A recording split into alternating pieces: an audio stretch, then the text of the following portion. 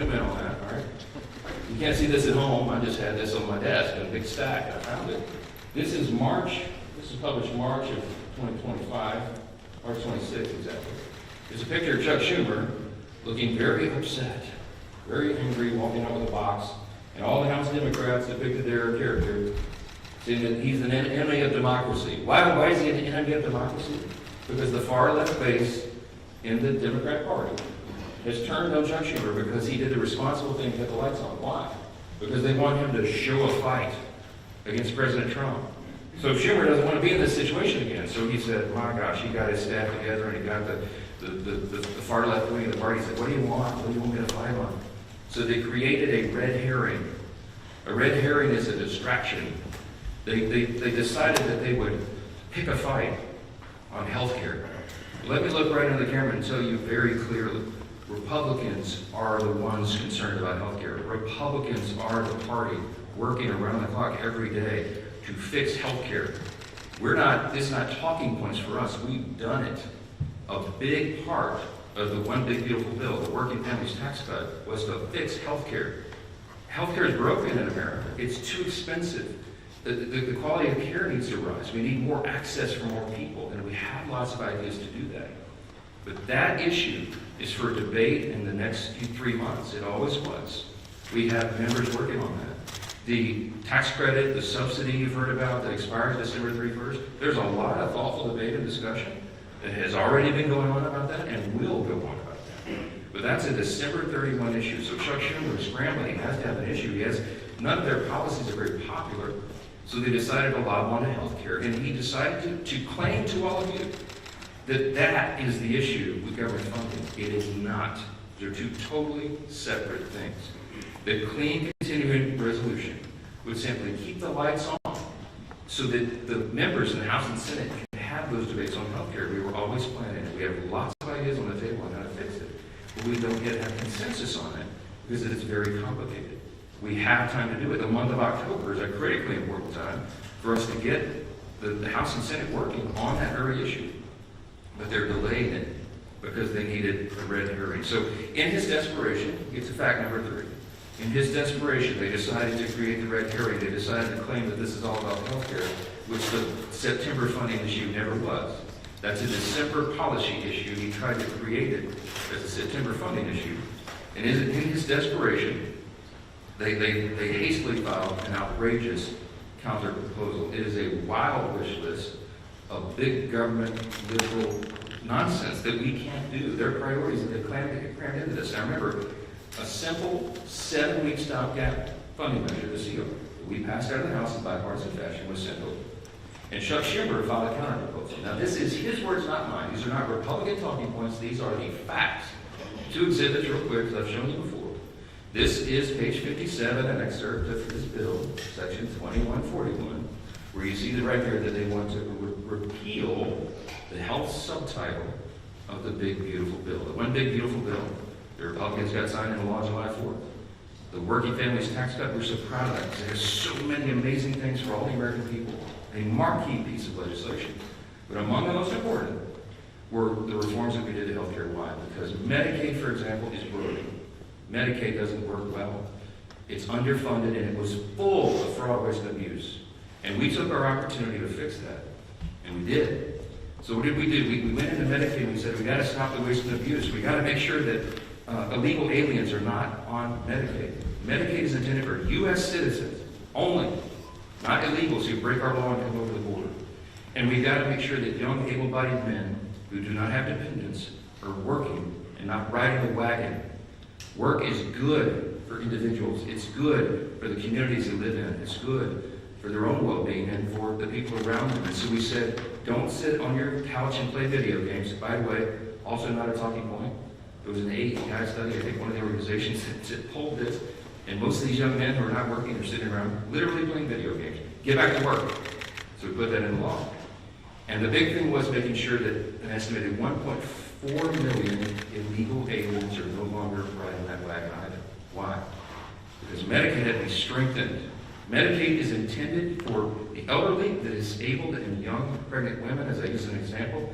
who are in difficult situations. They need the resources desperately, but the resources are being drained by people who were never intended to be there.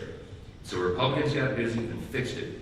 We put it in the big, beautiful bill. So, back to fact number 3, I guess that's the line. Chuck Schumer files a counter-proposal and says, we want to reverse all that. Well, among the effects, among the things that you would reverse, is putting illegal aliens back on the program. Don't take my word for it. Look at the evidence. We're here in Exhibit B. This is the list of the actual provisions that would be reversed if Chuck Schumer's language was voted on and passed. Among those, it would end. See, these are the provisions of the Working Families Tax Act.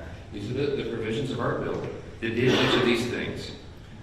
We ended Medicaid funding for most non-citizens. They would reverse that, and it would cost American taxpayers, hard-working Americans, an estimated $6.2 billion. And you see, you just go down the list. The California loophole, you know what they did in California? Gavin Newsom and the team out in California? They expanded Medicaid to cover all able-bodied illegal alien adults. These men who could be working or whatever, I mean, they're not even citizens. Never intended by Congress. They put that on the tab of the taxpayer. And so we reversed it. Chuck Schumer would repeal that. He would repeal those repairs. And this is what it would cost you. Do the math. I won't go through each line, but it's on the website, speaker.gov. You can pull this up.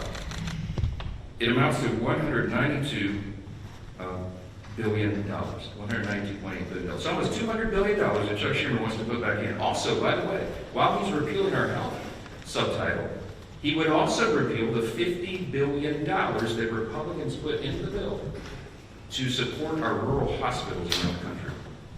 Why would Chuck Schumer do that? Because he's desperate for political cover. Let me keep going on this. By the way, these are enhanced COVID-era spending under Joe Biden for all this healthcare stuff. It was stolen, fraud, waste, and abuse, right throughout the programs, and we fixed it, and they want to reverse that.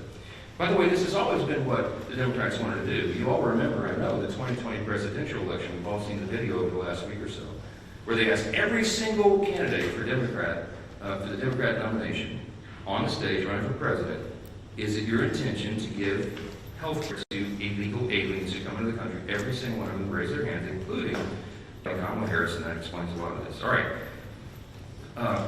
That's the facts. And I went on all the shows, I've been on all the programs, as many as I can, to just lay this out. And on some of these programs, I've been followed by Chuck Schumer or Hakeem Jeffries back and forth. Not one time have they been able to refute what they themselves put in writing. I hope that you will ask them about this. I hope that you will ask them, if it is indeed not your intention, why did you say that? Why did you do that? This is a key part of what they put into their counter proposal, which, by the way, amounts to $1.5 trillion in new spending that they want to strap onto a 7-week, simple, 24-page stopgap measure to keep the lights on so we can do our work. Fact number 5, don't ask me, because here's the answer. Why aren't you negotiating? There's nothing for us to negotiate. The House has done its job. The House Republicans right now are working hard in their districts all around the country. They're meeting their constituents' needs. They're going and explaining and providing the answers, and they're trying to help them navigate through this madness. Some of our Republican colleagues, we had a big conference call on Saturday. Many of them are working throughout. They're making trips to all their rural hospitals in their district to help them navigate and access this fund that Chuck Schumer is trying to take away. Republicans are on the job. We want to improve health care. We have ideas and plans to do that, to fix the COVID level madness and adjust Obamacare so that it works for more people, so you have higher access to care and the costs are reduced. And so they're doing that right now, but there's nothing for us to negotiate or to debate right now, because the House already did that. The House did its job. We passed our bill. We did the job to keep the government open, and now it's on the Senate Democrats. And that's the final fact, and I'll take your questions. Fact number 6, hold on, wait. It's just a tease. The ball, I have to finish my case. Here's my closing argument. The ball is in the court of the Senate Democrats. There's only a handful of people in the country who can solve this problem. There's 47 Democrats. Well, 46 and one who caucuses independent, I think. I lose track. But there's about 47 of them that caucus together as Democrats, okay? Here's the problem, remembering from civics. We don't have enough Republican votes to fix this. Because it takes 60 votes in the Senate to break this impasse, to open the government. There's only 53 Republicans in the Senate. We need some Democrats to be thoughtful and responsible and do the right thing. Because why? Because real people are being hurt in all these political games. As Chuck Schumer is trying to cover himself and not have another series of articles like this, okay? That's why this is happening. There's a trend in New York that Chuck Schumer represents of electing Marxists. They're about to elect an actual Marxist as the mayor of New York City, the once cradle of capitalism, the largest city in America. It's stunning. And I think it's stunning to Chuck Schumer, too, because while he's a far-left politician, he's not nearly as far-left as these guys, as they want him to be. And so he's trying to find political cover, and in doing that, he's hurting real American people. Who's being hurt? Women, infants, and children on their nutritional programs that are now stalled. Veterans' health services that they desperately need and demand. Go down the list. We've got our troops, Border Patrol agents, TSA agents serving, trying to protect America without pay right now. Half the federal civilian workforce is effectively laid off right now, furloughed. They can't go to work. They don't have the money. Chuck Schumer, for political cover, decided to turn off the funds. And real people are getting hurt. FEMA services, I keep saying this, because I live in a hurricane state. We're in the middle of hurricane season, and flood insurance policies cannot be renewed or purchased right now because Chuck Schumer's playing political games. This is real pain for real people. I can go on. There are articles written in the last 2 days. Some of your outlets wrote about low-income Medicaid or Medicare recipients, for example, who have been able to receive health care at home because we expanded that through telehealth and all that. All that is shut down. Yet people with autoimmune deficiencies who are also disabled, they cannot go visit the doctor's office. So thankfully, mercifully, they've been able to be treated at home. But all that just stopped. So people are canceling their health appointments with their physicians. It is vitally important for them to stay alive because Democrats over here are playing games. We have one plea and one plea alone. We need a handful of Democrats to stop the madness, reopen the government, so that we can get to these critical debates about the year-end policy decisions with regard to the further reforms to health care. Plain and simple, that's where we are. That's the facts, and everybody can draw their own conclusions. Don't listen to the words of politicians. Look at the actual evidence and the facts. And I think the case is very clear. Yes, sir, because you're standing up. Go ahead. Jeffrey just challenged you to a debate on the House floor today. Do you see yourself debating him, or would you? When the poll says that about 13% of the people approve of your messaging, then you make desperate pleas for attention, and that's what Hakeem Jeffries has done. Look, my friend Hakeem had his shot. We debated all this on the House floor, as you know, before we passed our bill. He spoke for 7 or 8 minutes. He had all of his colleagues lined up. They gave it their best shot. They argued and they stomped their feet and screamed at us and all that. And still, we passed the bill in bipartisan fashion and sent it over to the Senate. The House has done its job. I'm not going to let Hakeem try to pretend that he's theatrics. I mean, this is a Chuck Schumer decision. The ball is in the Senate's court now. The House has done this. We don't need to waste time on that nonsense. Those debates have been had. Colleague's a friend, and I mean, Hakeem is a friend and a colleague. I respect him, but we all know what he's trying to do there. Yes, Speaker, so are you just out until the Senate votes for the CR? I'm anxious to get my folks back. And look, I want to bring the House back into session and get back to work, but we can't do it until they turn the lights back on. We need Chuck Schumer to reopen the government, and as soon as he does that, we'll bring everybody back here. Yes, back right. Yes, sir. Speaker, why not call it back in the session? Because with respect to what we said at the start about the Congress passing funding bills, there are still 9 funding bills to pass in the House. Yeah, well, we remember, we passed them through the House committee, they're out of committee, and we'll get them on the floor. And the appropriators have been working, and they are working as we speak, on trying to figure out which packages of bills we can move to the floor next. And there's some really good discussion that's been had. I myself have spoken to Democrat appropriators on the other side about these things and our commitments to move that and do it. I'll tell you, I mean, this is not some sort of confidential thing. I had I think a fruitful discussion with Senator Patty Murray about 2 days ago, a day or so ago. And I told her it is my full intention that if we break this impasse and we put these bills together, we have 3 of them in conference committee right now. Whatever the conference committee comes up with, I will put on the floor. I'm ready to go. But we've got to open government up so that they can move to that next level, so the conference committee can get that work done. That is small D democracy at its best. You get R's and everybody in the room, and they hash it out, and whatever that final product is, we will move through the process. So we need to know the government to do that. Yes, sir. Mr. Speaker, I know your contention is that the state subsidies don't end until the end of this calendar year. Do you disagree with the Democrats' position that these insurance companies are setting their premium rates now, and that people are going to have to make open enrollment decisions in the very near future? Yes, Is part of the reason that you have to have this discussion now? Yeah, they've been saying that some of the insurance companies will be sending out notices in early November. The last time I checked, it's October 6th. We have the entire month of October. We'll stay here around the clock to work through all these things, but we have to get government open again to do it. They're trying to obscure the issue. We are talking about a simple funding measure that the Democrats themselves have voted on over and over and over. Chuck Schumer, they voted on it 13 times during the Biden administration. This is the exact same thing that was on the floor in March when Chuck Schumer, I should have brought his video and let him give you the speech. Why? It was so important to pass it. Nothing has changed except politics. So that's a political issue that they're trying to make up. Yes, ma'am. Mr. Johnson, thank you. You mentioned that there is no negotiation to be had, but you also acknowledge that funding the government has to be bipartisan. So is the only way out of this for Democrats to completely drop their demands? Is there anything that Republicans are willing to give? And have there been any conversations? It doesn't seem like the two sides are talking. I'm so glad you asked the question. Why aren't you dropping all of your demands so that it makes it more palatable for Democrats to join you? I didn't put any on the CR. Leader Thune and I have tried to explain this a few times. There's nothing for us to negotiate. I cannot go to the CR and go, you know what, Democrats, you're right. Let me take out these 3 Republican priorities. I didn't add a single Republican policy or priority or preference to the CR. It is 100% totally clean. It is an exact status quo replica of what we're doing right now, which again is Biden-era policies and spending levels.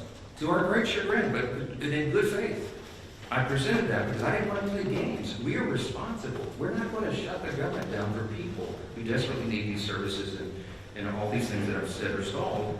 And so we didn't, no gimmicks, no tricks. There's nothing that Leader Thune and I can go to Chuck Schumer and say, you know what, okay, we'll pull this off. Would that make it better? No, I don't have anything to give. I didn't put any of our priorities on the spending measure because, again, all we're trying to do in good faith is get 7 more weeks to finish that appropriations process that we've been all so excited about. Jay? Who will own, if you're not able to extend these subsidies, which is a possibility, it seems, who will own the political impact from that if health insurance does go up 200% as people are warning? That's putting the cart like a mile in front of the horse. I know. Look, I believe that the subsidy issue, that's the December 31 issue, is a complicated one. It hasn't worked well. It's filled with abuse.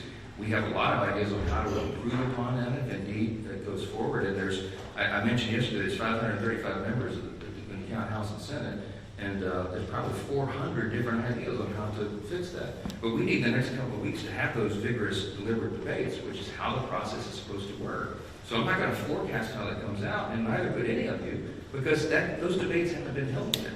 And that's kind of the irony, because Chuck Schumer is saying something that he knows isn't true. He's saying, oh, you guys snap your fingers. You and Leader Thune go in the back room and tell us how that's going to be resolved today so we can reopen the government.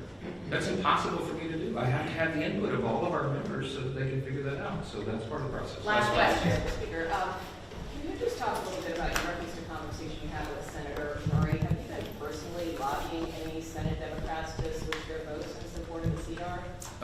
No, they haven't exactly been ringing my phone off the look, okay? I'm open, always have been for dialogue with anybody about that, but I think she wanted an assurance from me that what I'm saying is true and that we have every intention of moving the appropriations bills. And I said, yes, ma'am, of course it is. I say the same things privately that I say publicly. We are consistent, and that's why it's easy for me to stand up here and share the facts. When the simple truth is on your side, you have nothing to hide from. I'm just presenting it to the American people. This is the fourth time we've done that. I hate to drag you all out and go through all the details, but I've got to put on the case over and over because repetition apparently is the key to this. People are starting to recognize this is not a Republican shutdown. It is a Schumer Democrat shutdown. Again, why? Because they needed political cover. It's shameless. It is sad. Real people are hurting, and it needs to end. They'll have another opportunity this evening. And I sure pray, I hope you all will, that a handful of additional common sense people on the Democrat side will change their votes, reopen the government, so we can get back to all these issues as we desperately want to do. Thank you all so much for being here. Thank you.